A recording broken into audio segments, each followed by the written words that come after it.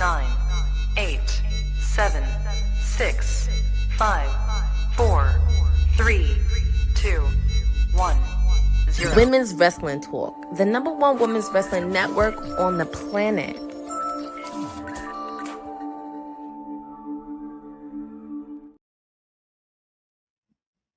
Happy Wednesday, y'all. Welcome to Women's Wrestling Talk, the #1 women's wrestling show on the planet. It feels like it's been forever. I can't remember. It has been forever, but it feels like it's been forever.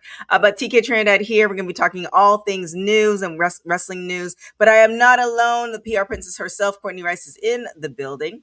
Yeah, it feels like I've been running a marathon the last couple days, but we're here. I can't believe that All In is finally here this weekend. We've been talking about it.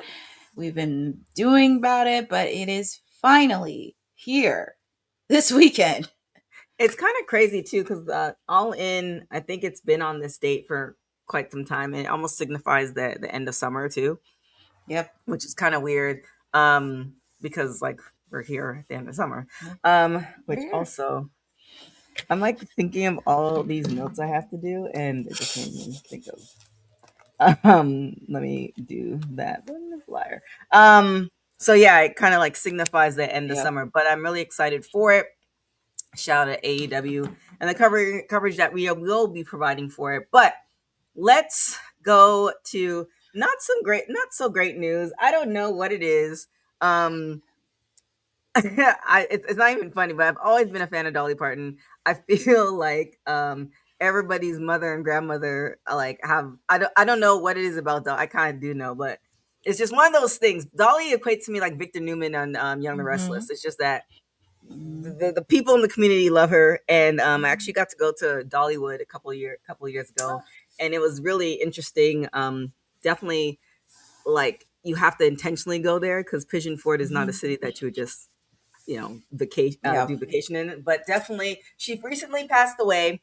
Yes. Also, as well as Tim Curry as well. So give us some details on that. While it's blazing hot in LA, so I need to put on my AC while you're doing that. But yes, I know it's really crazy. So I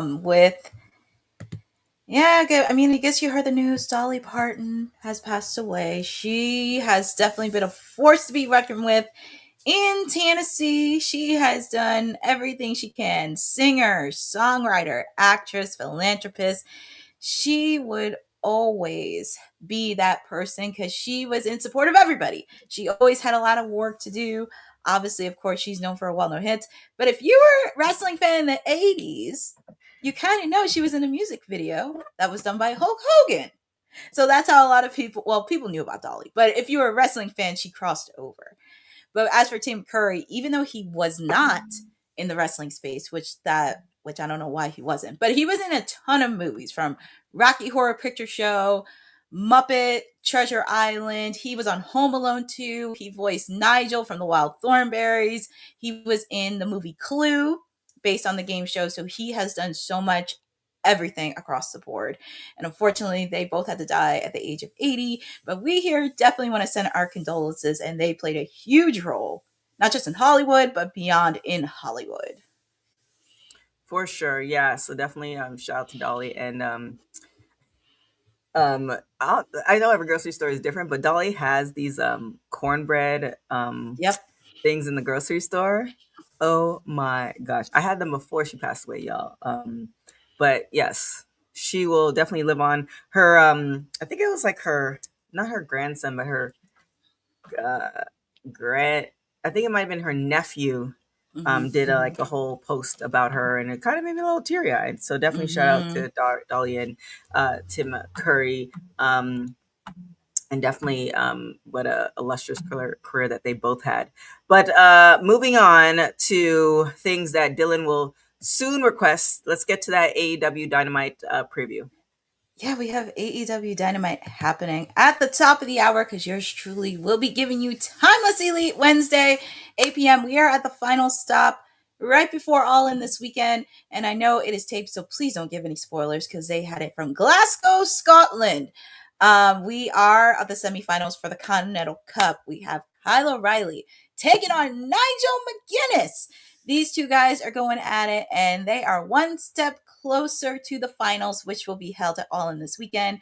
And also another match is going to happen. We have Jon Moxley taking on his fellow Death Rider brethren, Claudio Castagnoli, one-on-one. John has been on a roll and everything else. We shall see if he surpasses the hurdle. But out of the 4 men, 2 of them are going to go to All In. Who's it going to be? Well, we're just going to have to find out and see later tonight in the show. And for the first time ever after the encounter last week, we're going to have Jungle Jack Perry take on Swerve Strickland one-on-one. And I can't believe they have not had a match one-on-one. Right? But these guys are definitely going to go at it. Obviously, of course, Swerve is trying to put the call in to Hangman's Open Challenge for the Trios titles, but he has to go against Jungle Jack Perry, who is a former TNT champion. He's also a former tag team champion. So we will see these guys neck and neck, and who knows what's going to happen between these guys. Also, we're going to have MJF appear right before the Casino Gauntlet match. We know he has the number 2 spot in the Casino Gauntlet, and he calls himself the world champion. Don't ask me why. But he is going to make a statement right before the Gauntlet and make sure that he is the undisputed champion. And speaking of the Casino Gauntlet, we're going to hear from Andrade, who has the number 1 spot in the Casino Gauntlet match. Obviously, of course, him and MJF have a huge beef with each other. So these guys are going to probably go at it. And, excuse me. Bless you. Thank you. And who knows what these guys are going to go at it too. But we're going to hear from Andrade. And of course, this match was added earlier tonight. But ladies, the Brawling Birds will be teaming up with Maya World, the TBS champion. They will be taking on Persephone and the Divine Dominion. We know the Brawling Birds and the Divine Dominion will face each other for the AEW Women's Tag Team titles this weekend. Very curious on what's going to happen with the TBS title because I would like to see it defended this weekend, but we shall see. But all this and more is happening on AEW Dynamite tonight on TBS while simulcast on Max. And is there a match or a segment or anything particular that you have? Bosa in honor of these God bless you. Mayor's divine Mona Lisa. My flock of birds. Oh my God. Lynette, you in Puerto Rico? You were on vacation? What?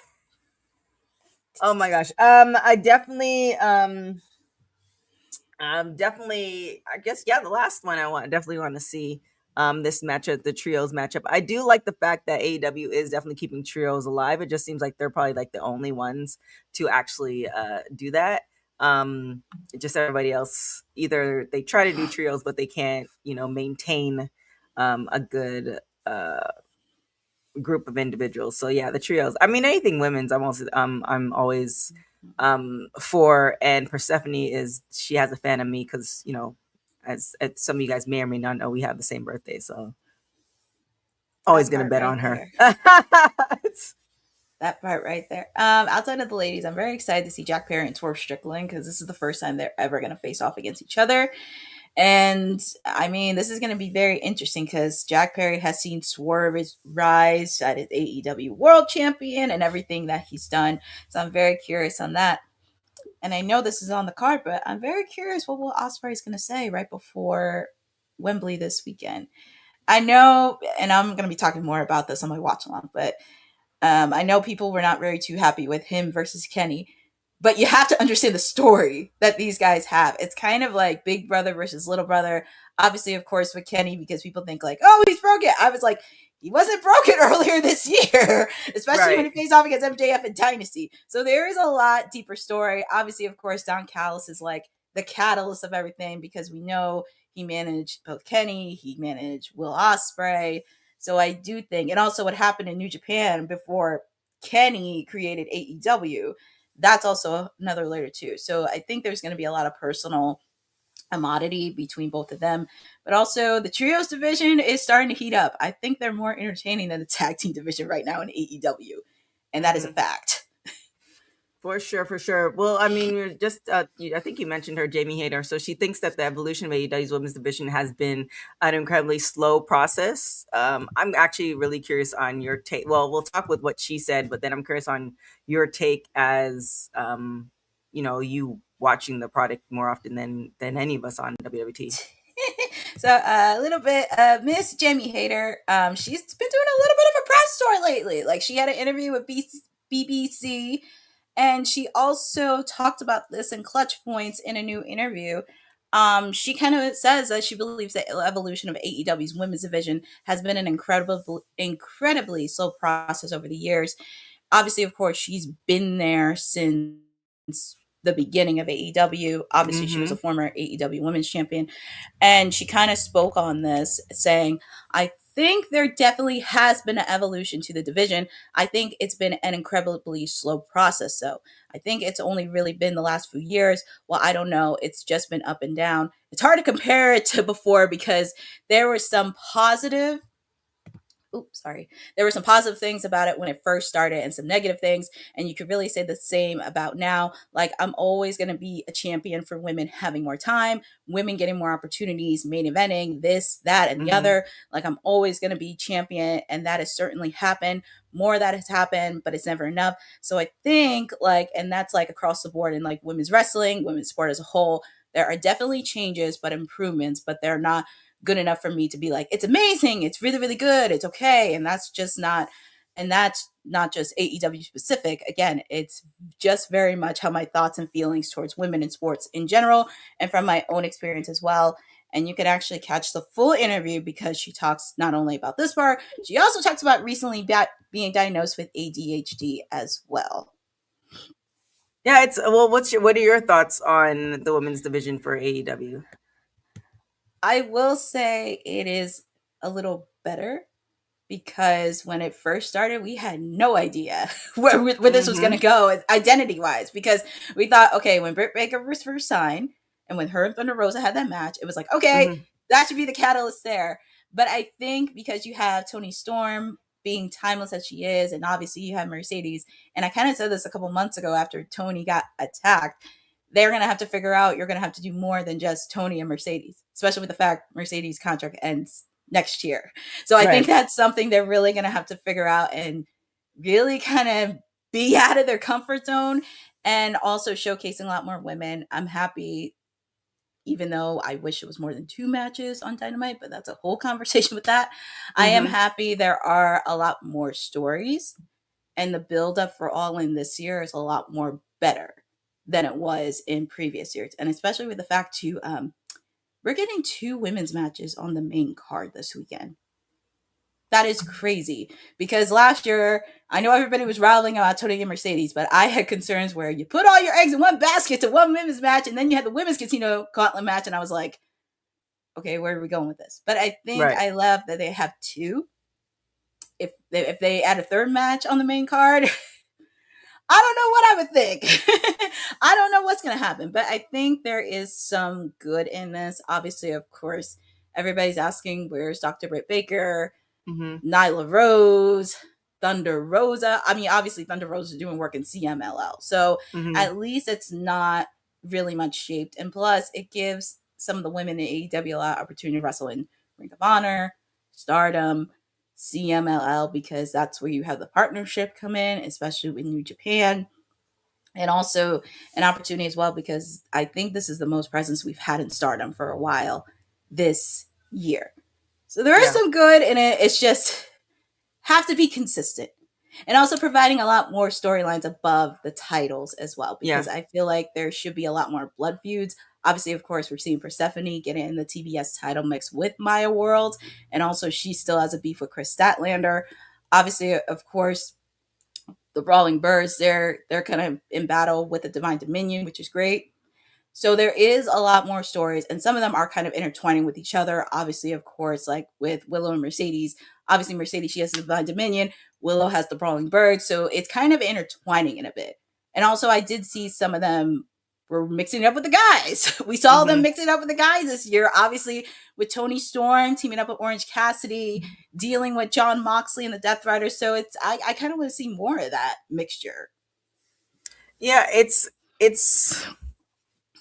there's like, I think there's a couple of factors, and we won't really get those answers. I don't think we'll ever get those answers because it's all in the numbers to me. I'm really hoping it's because of the numbers versus emotions. And what I mean by that is that um, I'm willing to bet that the majority of people who watch AEW and pretty much wrestling across the board are more men. And I'm thinking that AEW, if we're just talking about AEW, they're catering to the audience that pays. With that being said, if the women's matches or the women are not as big of a draw, then they're going to cater like to that in order for everybody to keep a job.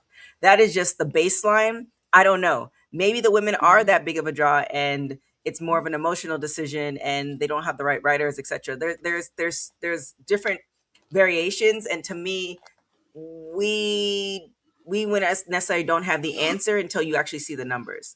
And so that would be like my curiosity, as far as obviously we have Mercedes who brings in numbers as far as merch and stuff like that. But also the onus is on AEW to put their wrestlers, in particular women wrestlers, in on a pedestal in order to provide the numbers. So it's also a balance as well. So there's a lot of things that are going on, but to place somebody in marketing ability in order for them to, have a bigger draw, that takes work.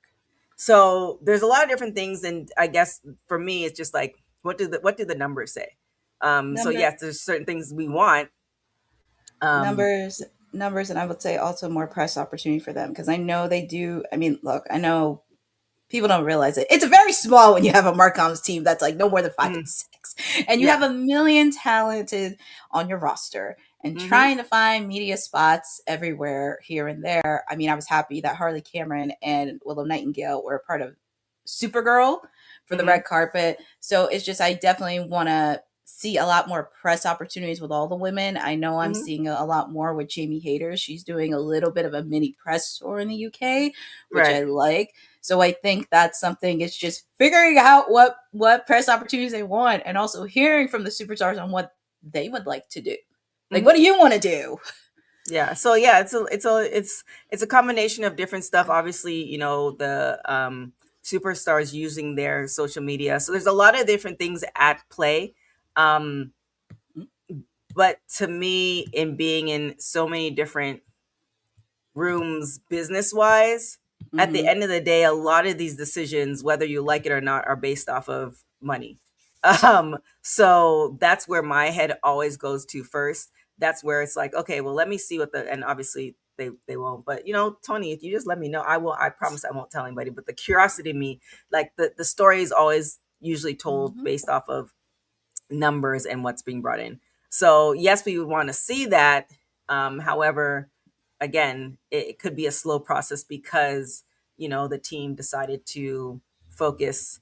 The team decided to focus on the names that brought in the most amount of money. And if you see it, and I'm sure Courtney, you could agree with me, most of the names that they tend to gravitate to are the ones who are former WWE stars, because they already had the name, they already have the names, and people are going to gravitate to them because they know that name. That part, and also with the exception of MJF and Kenny Omega, because they've already had a good fan base that's not WWE. Just to be very clear, superstar status. Kenny Omega definitely does have a fan base. I think MJF, he did something a little bit different, and also it helps that he is making his way into the Hollywood space as well. And then he just has such a great gimmick that it's kind of almost undeniable. And unfortunately, not everybody strikes gold like that. I think people want to, but there's so many different things that kind of come into play to have that type of character development, to have that type of hate, somebody to be hated and loved all at the same time, is not something that everybody can do. So there's so many different factors in that. And how many people can say they did a movie with Adam Sandler on Netflix that was one of the most well talked about movies on Netflix? Yeah. So there's a lot of different things at play with that. I do definitely, as obviously we are Women's Wrestling Talk, I prefer personally to watch women's wrestling, but also too, for the women out there who aren't women's wrestlers and who want to support women's wrestling, you should go and support women's wrestling. I kind of equate it to, I made the decision that I haven't done it in a while, but like even down to WNBA, like you can't complain about, you know, they're not getting their equal due if you don't even have season tickets. You know what I'm saying? So it's just kind of like you definitely have to be supporting there, and WWE is going to make more of an effort. It's on like my ever growing to-do list. But even down to like merch. So if you're one of those people who's like, we want to see more women's wrestlers, and you don't have, and you're not even supporting the wrestlers that are currently wrestling, then what are we doing? So there's a lot of different things that that we should do. Also, now that I thought about that, we should also go ahead and play that women's wrestling archive Yes. video. If you have it, pull it out. You can't find it. Oh, there it is.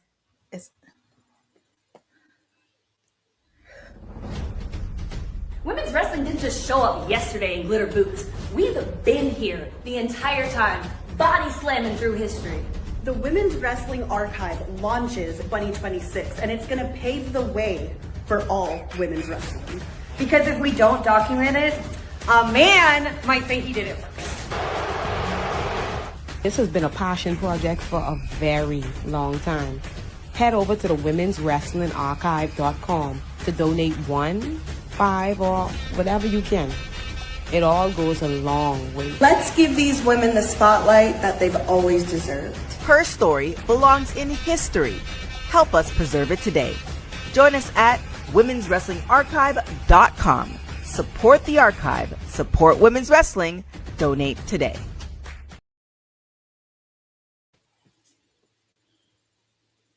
Is thanks, Jeffrey. You're like the associate producer. Another thing that is on the ever-growing to-do list, but another thing that we're gonna see how this is going to affect women's wrestling is Bianca Belair. She says she's dealing with carpal tunnel syndrome in both hands, which again, we have to see how this plays out. So what are the details for this, Court? Pretty much, she kind of said this on her socials. She shared the update on her Instagram story alongside a photo of her hand in a brace. She pretty much, in the caption, "No one ever talks about this stuff. Currently, carpal tunnel in both hands.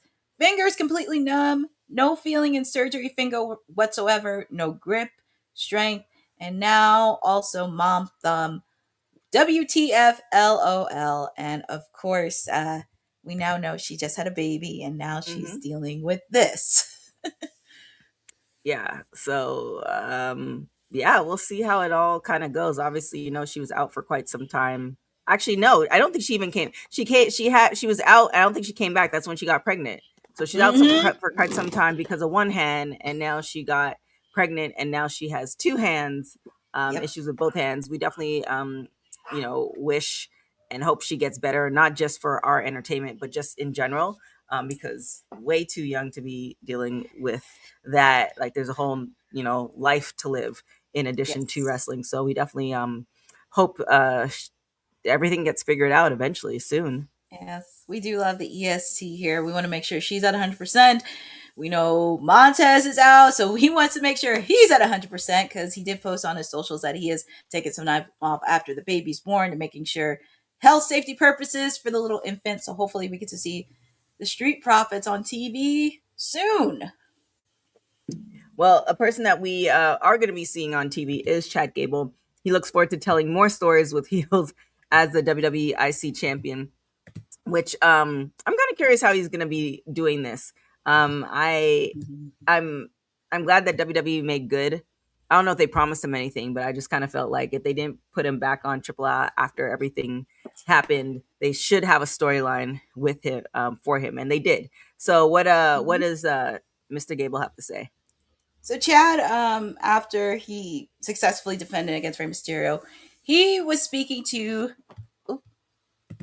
taking out that pop-up. He was speaking to Donnie Da Silvia and Jimmy Corderas on the Huge Pop podcast. Donnie mentioned that he was looking forward to seeing Gable mix it up with heels and not always have a match based on respect. And Chad goes on to say, "No, I'm looking forward to that too. I've got a lot to show and offer people as a fiery babyface, a true fighting champion. I'm not just talking about, oh, let's have respectable matches every week and show what we can do and bring value to this title. There are a million ways to bring value to the title, and one of the ways is being a fighting champion against guys who are considered dastardly. We have some in the pipeline, and I'm very confident that we will get one of them very soon, and it's going to be a great match and a great opponent for me. I can't wait to tell those stories. And we'll see what happens. Like I said, I'm surprised and pleased that WWE kind of did something that they, how WWE, you see things and you're like, man, I hope they do this, and they don't, and you're just like, yeah, it's on brand. But they do something and you're just like, oh, okay, great. Well, I mean, they should, because the Intercontinental title is the second most important title to them. And a lot of people have held that title, and then they came on world champions. And I just would like to see having more TV time, because that's the thing that got me excited when I started watching wrestling was the Intercontinental title, the mid-card title, and some of them had memorable stories.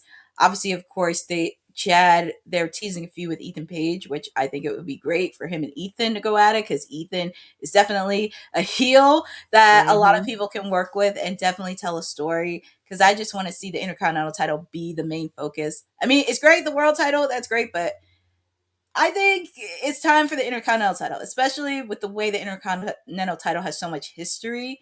And I would not be surprised if because this is just me in PR mode, I would not be surprised if some people in the TKO office or WWE office or whatever probably don't know the importance of the Intercontinental title. But we know here how important it is. And I really want to see Chad on TV a lot more. I definitely want to see him in a lot more feuds and just really bring it back to relevance. I don't want it to be like 1 week and then done. I want it to be used very consistently on how they used to treat mid-card titles. But with the fate that WWE always has, we could just sit back and see. Yes. We'll definitely see what happens. We're also going to see what happens with Nattie. Nattie, she explains why she feels that Jaida Parker is the female Jacob Fatu, which let's talk more. What does she say?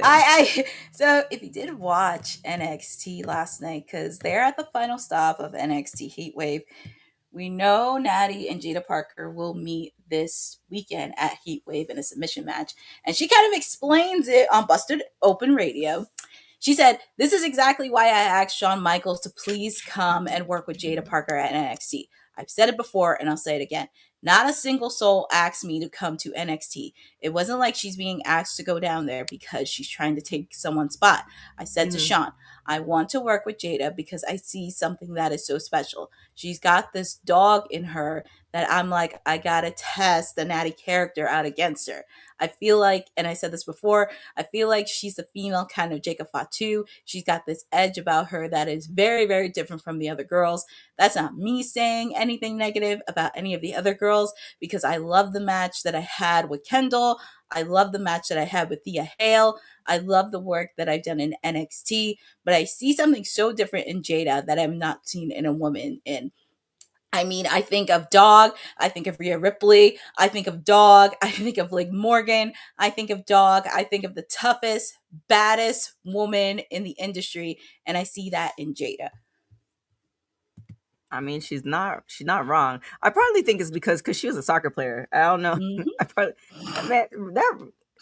Have you played soccer? That is not for the faint of heart. The cardio endurance alone is. I never played soccer. Insane. I've seen people play soccer. It is not easy.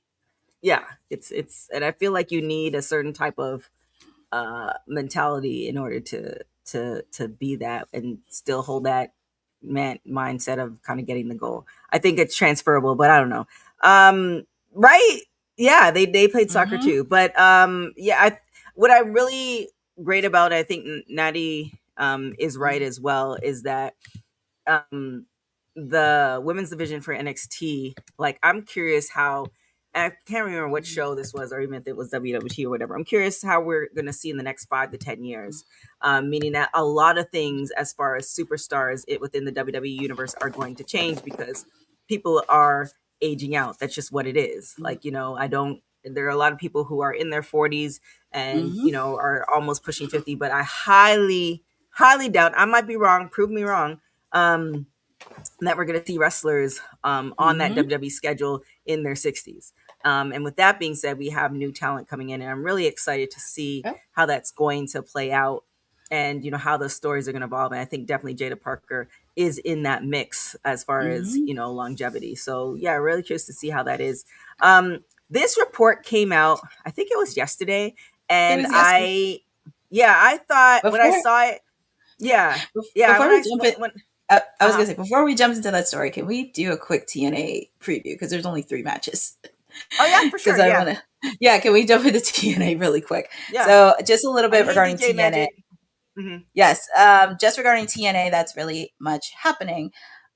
We are concluding the Knockouts TV tournament, because here we are. We're at the finals tomorrow. We are. I will be doing a watch along tomorrow for TNA, and also doing the fallout from lockdown. We have Jada Stone taking on M by Elegance. One of these ladies is going to be the inaugural Knockouts TV champion. Who's it going to be? Well, you're just going to have to find out tomorrow. So very excited, and all the ladies put in a lot of work in this tournament. We're also going to have Elijah take on the System's Bear Bronson after the System's victory at Lethal Lockdown. They are the quote-unquote gatekeepers of TNA, but they are taking on a veteran as Elijah. So you can tell there's going to be a lot of shenanigans with Brian Myers in the corner. And we're also going to have Indy Hartwell make an appearance after she kind of told off Daria Ray at the pre-show at TNA Lockdown. She's trying to make her case to be TNA Knockouts World Champion, and we're going to hear from her. She did eye the match between her and Elena Black, so we're going to hear from her and what she has to say. But all this and more is happening tomorrow live on TNA on AMC, and you can watch on the TNA Plus app and AMC Plus app. For sure. Yes. Shout out to TNA. And we had that pay-per-view for them this past week. So shout out to you, Courtney, for covering that. Mm-hmm. But let's get into ESPN. So they just dropped yesterday. And the way my journalist brain goes, when I see something and it sounds a little bit off, I don't take it for true unless I have time to actually research it. And this is one of these stories. So it came out yesterday. ESPN denies a report that it decided not to renew the WWE deal. So take us through the steps, how we got to this, and then how we got to the denial from ESPN for it. Oh my God. So this happened yesterday. So ESPN publicly denied a report that its deal with WWE will cease after the conclusion of its 5-year agreement. Originally, there was a report made by BJ Bethel of SC Scoops, stated that the deal wasn't expected to be renewed once it expired in 4 years. The report cited several sources indicating the deal faced several problems, including the current media market, culture, and synergy issues between the two companies, and the failure of cable providers to pick up the cost of the app for customers. Post Wrestling actually reached out to officials at WWE and ESPN to comment on the story. And also one of the VP of comms on ESPN actually tweeted about this. Mm-hmm. So he was a little bit baffled and pretty much said, there is no truth to the report that we have decided not to renew. They never checked with us before publishing, and had they, we would have told them that was completely false.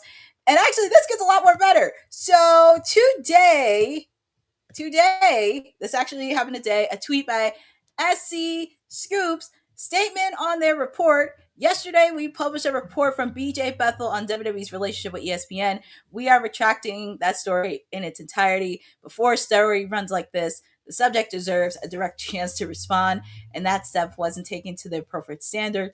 Since publication, it's come to light that this effort fell way too short. We ran it, and the buck stops with us. We parted ways with Mr. Bethel. Have had our verification. Have had our verification procedures reviewed by an outside partner and updated our process as a result. Wow. Well, that was swift. I think why people might have gravitated and also believed the story is because, that process with WWE and ESPN seems so clunky, especially when pay-per-views come into play. Also, shout out to NordVPN. Use that code WWT to get 70% off if you want to watch the pay-per-views without that clunkiness. It's easy to jump to that conclusion because, as I was saying with, when we were talking about AEW and the women's division, no matter what it is, anything that has to do with business has to do with green. And if it's not making money, it's not making sense. So what we're seeing on the surface may look like ESPN is not making money. But again, we don't know. They might be making more money. And, you know, they have people like, you know, myself and other people who are, you know, just frustrated with the ESPN app and they're just not going to do it. But I might be in the small percentage compared to everybody else. So yeah, we'll see how it goes. But it's refreshing for a company to kind of also apologize, which, you know, that hasn't been the case with a lot of things. But yeah, we'll see how it goes. But last but not least, we would definitely want to send a congratulations to Glamour Girls for being the first women's tag team in the Cauliflower Alley, club for the tag team award. So give us a little bit of information on them. Before we jump into there's a few things I want to say from the previous story. Number one, I'm always happy when we hold people accountable. This is not me as a fan. This is me as a publicist, because I've seen this happen way too many times where people try to throw the buck and people want to go the story would get clicked because you want to be the first person to do it. That's why I hope, because I know everybody's saying, oh, Xavier and Kofi are going to be there this weekend. I hope they don't show up this weekend. And that's what you get for playing into stories that sometimes they can't be true. And I hope Private Party be Swerve's tag team partners because of that. But I do think it is something media literacy across the board, not just in wrestling, but I've seen this in many happenings in industries, and also providing credibility. Now, the outlet, I mean, I would give it credit, be fired, but at the same time, damage has been done. Just do better and also provide for credibility. And if you don't know anything, get yourself a real journalist that knows better. Well, the thing with wrestling, and you've been at the scrums, the thing with wrestling, it's a very unique media coverage platform. Like, it's one of those things that oh wait, I might have to take this call. Continue talking. Give me 1 second. All right. Well, TK was making her point, because as I will say, when I go to media scrums, I'll give you an example. When I was at the Ring of Honor media scrum, it's always hard because sometimes it's not people like, I wouldn't say like pretending to be a journalist. It's a very interesting space in wrestling media coverage. And I can say this, like, I think TK could say this because she's been in a few media scrums. I've been at a few media scrums. And it's not even like trying to find a scoop. It's just trying to find questions, even if some of them are very fascinating, very interesting. And it's not the same question saying, oh, how do you feel about this match? And also, I've noticed sometimes people don't do their homework. They always go for the ones that are just the hottest thing. For me, when I was at the Ring of Honor media scrum, I asked Yana, how did she feel as a first-time booker for Battle of the Brain? Because nobody asked her that question, along with being Ring of Honor Pure Women's Champion. And I was very happy with that. Even when I asked Tony Khan the question about the overwhelmingly positive response for Rebel, I had no idea Fightful was going to pick that up and that was going to get that many hits on social. But he was very flattered. Somebody asked him that question. And even when I was sitting through Athena's media scrum, because when I asked her last year about her event, like, she was happy somebody actually asked her a question about the event, which that's something you should do. So I think it's always very interesting, but it's like, like sometimes I have to bite more than I could chew. So I'm like, okay. Yeah. And that's what I was saying before. I was expecting another call, but that wasn't it. I was saying the wrestling media space is just it's a very different one compared to any other media space, because it's you know, we'll speak the truth. The outcome's already known. So you're going in between the world of reality and the world of what's going on. You have people who are characters. So it's a very interesting space because, you know, you're talking to somebody who's in character and they might not have beef with it's just so thing. So I feel like it's, you know, shout out to places like Fightful, which I call like the TMZ of wrestling, because they are very accurate on top of things. But then you have, you know, other publications where it's just more, they don't have that access. And, we also deal in the space of, what ifs. Like, what if this happens, or what if this happens? They're gonna go do this. They're gonna do that. We deal with a lot of that. So it's a very interesting space. And then also being in the media scrums where you're just kind of like, so wait, did they really have a fight, or was this? How is this possible? So it's an interesting space that I love to be in, but it's also like kind of one of those things where you have to go in. Oh, you never heard me say that? Yeah, there are definitely. No, I've never. That's the first time I ever heard you say that. I've been saying that for, I want to say before, probably since the pandemic. I told Sean that to his face, as a compliment. They're on top of everything. I don't know about anybody else, but I always go to Fightful first, and if I see it somewhere else, I tend to go to Fightful after that. And then, the journalist in me has to go to a couple of different things. And then if I'm really curious, then I contact people directly. But I also have that luxury in some cases. So anyways, with that all being said, Jeffrey's like, I ain't never heard of it. And I've been with you since the dawn of time. Yep. But yes, that is my thoughts on them. But yeah, with that being said, we'll see. Fightful is legit. I hope that you guys are not taking this like TMZ is legit. Coming from the TMZ space and how they do things.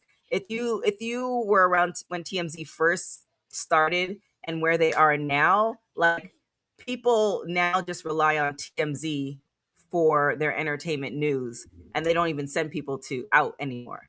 Like, it's a whole new, like, TMZ used to be the D block of news, and now they're breaking stories. So I hope nobody takes that as like that's very much a compliment. Which is crazy, because sometimes TMZ can be messy as hell. It's like they get it right, but at the same time, I'm like, come on, guys. Yeah, well, I mean, it's also the clickbait too. Sometimes. Tia, do you guys think it's fair that they give so a second chance? Man, Lynette, we have to come back to that question. We don't have time to do all that right now.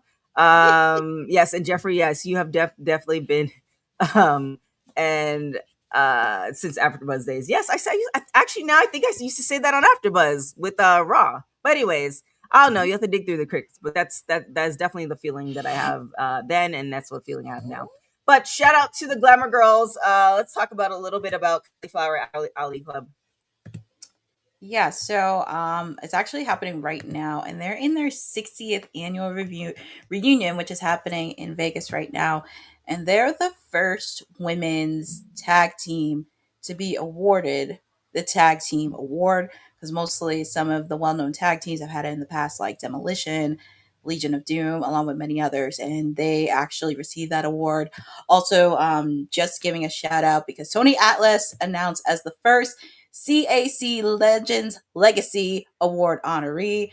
I also want to give a shout out to Bill Apter, because he actually received the award for the Art Abrams Lifetime Achievement Award that recognizes individuals whose contributions have helped shape, elevate, and preserve professional wrestling. But also going back to the Glamour Girls, because like, if you watched from back in the day, obviously you have the Jumping Bomb Angels and you had these girls, because if you want to think for women's tag team wrestling, these ladies are the pioneers. I mean, you can't really put that in perspective.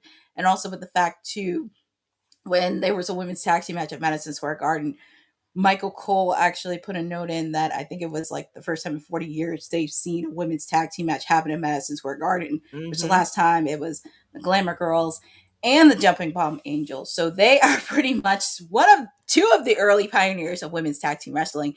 But this is huge. So shout out to Leilani Kai and Judy Martin for everything they contributed, because this is really a huge, huge honor.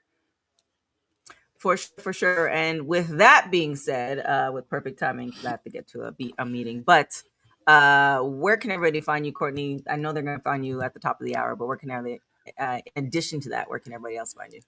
Yeah, outside of finding me at the top of the hour, they can follow me on my socials on at Courtney and J11 because I have some content happening. Obviously, of course, I did post the media question that I asked Tony regarding Rebel, but I will post my media scrum regarding Deonna Purrazzo because Deonna Purrazzo gave a really good answer. So shout out to her for giving that answer.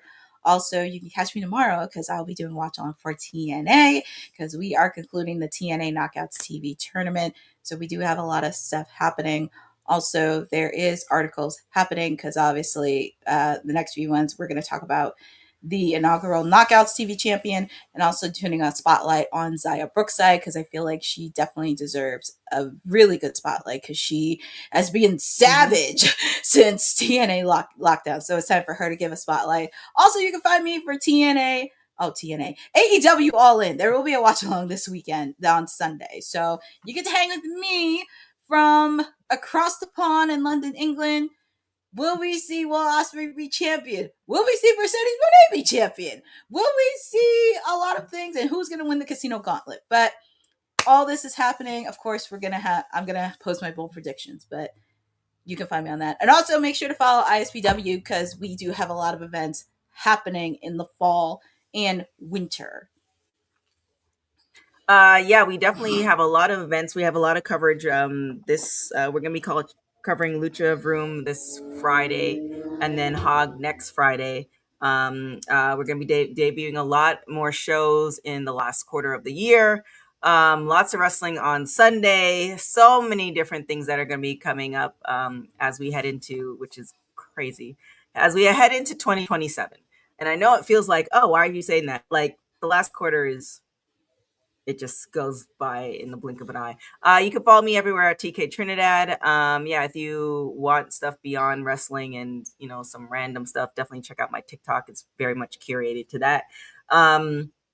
And I'll be posting stuff with traveling and all that good stuff on my personal page. But yes, we are going to be doing a lot more things on women's wrestling coming up in the near future. So definitely keep it locked to that and definitely keep it locked to all things women's wrestling talk. With that being said, guys, I appreciate you guys so much. Thanks for watching Women's Wrestling Talk, the #1 women's wrestling show on the planet.